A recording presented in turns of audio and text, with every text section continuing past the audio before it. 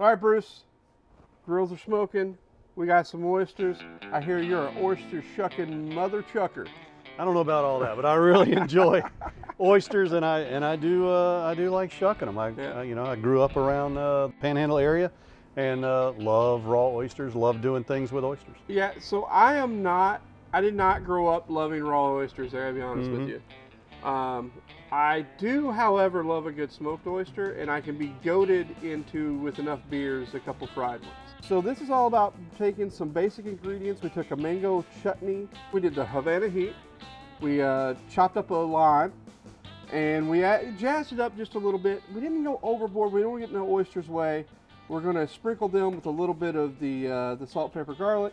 Finish it with a little bit of True Gold for a little bit of extra pop, because I'll be honest with you, the texture of the oyster throws people off.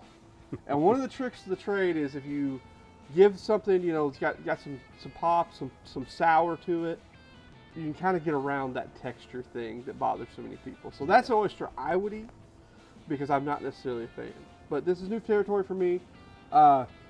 Let's jump in. I don't think you can eat seafood without some citrus, so I'm going to cut up some citrus, and you're going to shuck some oysters. I'm going to start shucking some oysters. This is oyster class. Bruce's oyster class, how you shuck them. That's right. Well, first of all, you got to make sure you keep them cold at all times. And then what I do is I put some ice water in a bowl, put your oysters in there, and that kind of helps. You can kind of see how the water's got a little dirty. Get some of that grit and dirt and stuff off of it. You know what? You're going to have the fuzz. You're going to have the barnacles. You know, knock off what you can. Take a little time for that. Yeah. But what you're going to do is get yourself a good oyster knife. They're specific. You're going to find at the back of the oyster that hinge. There's a little gap in there, right? Now, you'll notice I'm wearing some gloves, because you don't want this thing to You're slip. double gloved.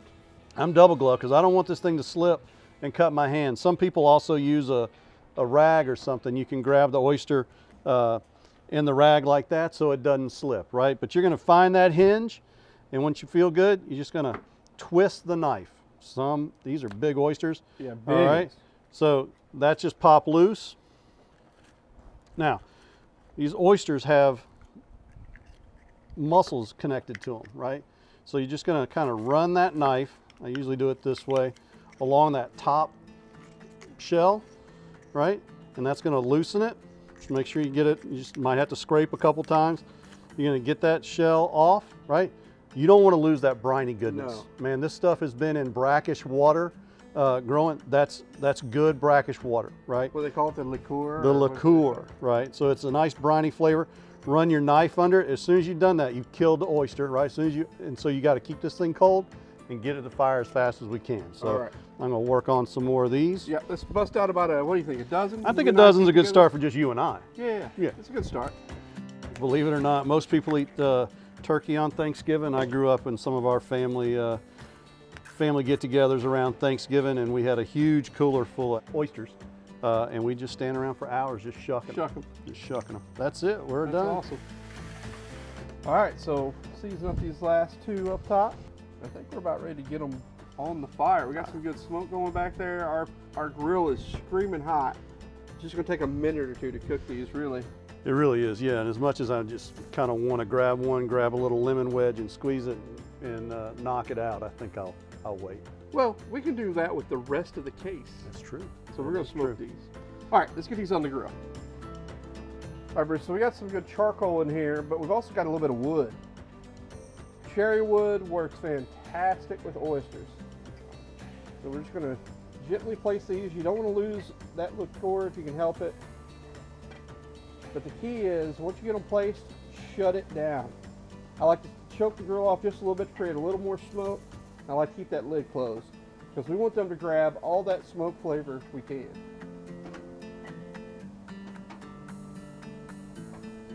All right. Check back in just a minute. Okay, so our oysters are done. How do we know they're done, Bruce? Well, I think we took a look at it. The liquor is bubbling. A little bubbly. It is. It's basting and boiling in its own juices. In its own precious juices. I love go. it. So I'm going to throw on a little gloves. It's so hard to use tongs to get these things off. Impossible. The best thing to do is have a buddy hold the platter and move quickly. That's all you got, right? Yep. So let's grab them. feel like we're on a recon mission, you know, or just to save everything. Oh yeah, look at that. Yeah, that looks really Beautiful good. bubbling. They've shrunk up just a little bit. You know what those are? Those are hot. Yeah, I bet they are. Woo. You got those chef hands. Those Yeah, I those, need more of them. Those Pitmaster hands.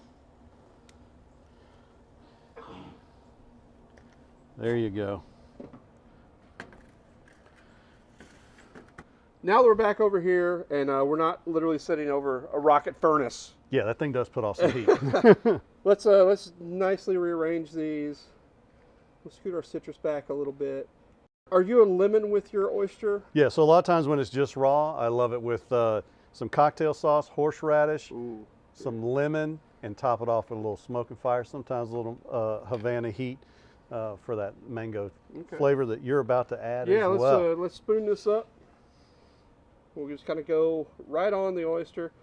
I like to put it right on the meat itself. Well, you know, the oyster, one thing, you don't bite into an oyster. No. You got to take the whole thing in your mouth and kinda eat it slurp all it, at let's once. be You honest. just kind of use the shell and slurp it all at once. So you don't want to put too much. Right. So they have too much in their mouth at one time. So then we're just going to drizzle.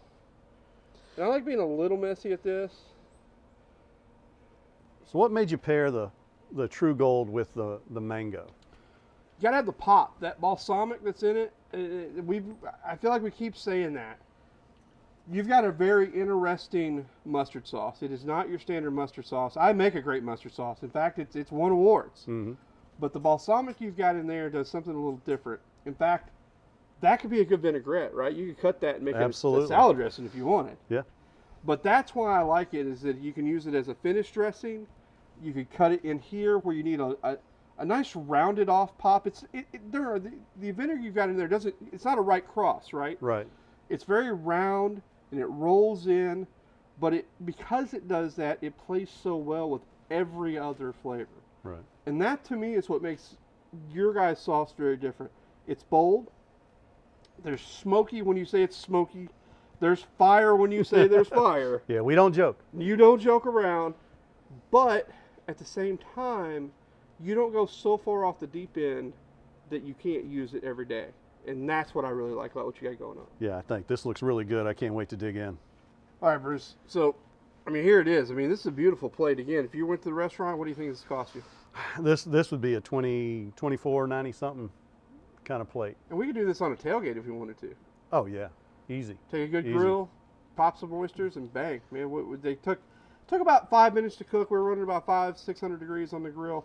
Again, you're looking for the that liquor to kind of boil just a little bit. You'll see the oyster meat. It'll shrink up just a little bit, get a little firm. Right. And you're good to go. That's all it takes. Let's put it to the test, dude. Which one are you getting? I think I'm going for this one right here. I'm gonna get a little squeeze of lime. Okay, I'm following you, man. I typically like lime more than lemon. So I'm following the connoisseur. There you go. Oh, that looks pretty. Get it and just.